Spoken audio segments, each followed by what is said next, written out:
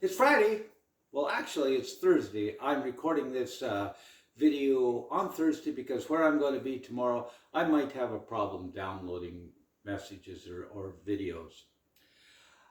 Usually, I share individual little stories of something that happened in the week and hoping that there would be some value to the people that watch me.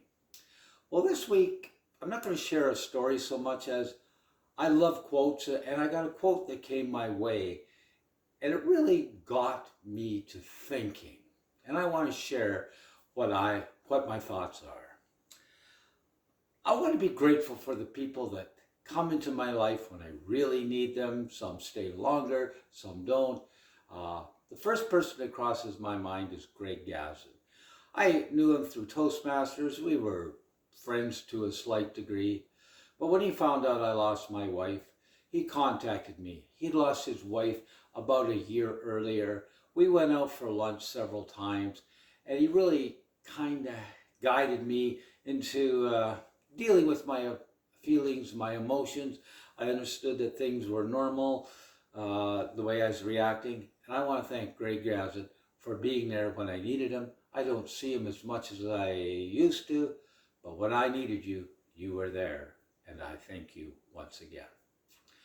I want to thank Ron Bayless. Ron Bayless is Kathy's brother, and he kept in touch with me for a long time. We'd get together every 2 weeks. We'd go for a hot tub. We'd go for lunch. We'd talk about whatever it was. But he was there when I really needed him. And once again, I don't see him near as often now because, things have changed. I'm moving on with my life. But boy, when I needed him, he was there. Thank you, Ron Bayless. I want to thank somebody who I've never met. I hope to someday. Sandra Savage in Idaho. She knew what I was going through. She's a good Toastmaster friend. We've Zoomed together. We chat. But she was so helpful with dealing with the inevitable and how I felt. She paid for a meal for me, my daughter, Kathy's son, and her partner. So I'm so grateful for Sandra Savage. You were really, really there when I needed you. I can never, ever repay your kindness.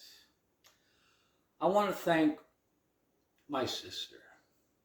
My sister, when Kathy was in hospice care, she was down from Grand Prairie for 6 of the last 7 weeks of Kathy's life.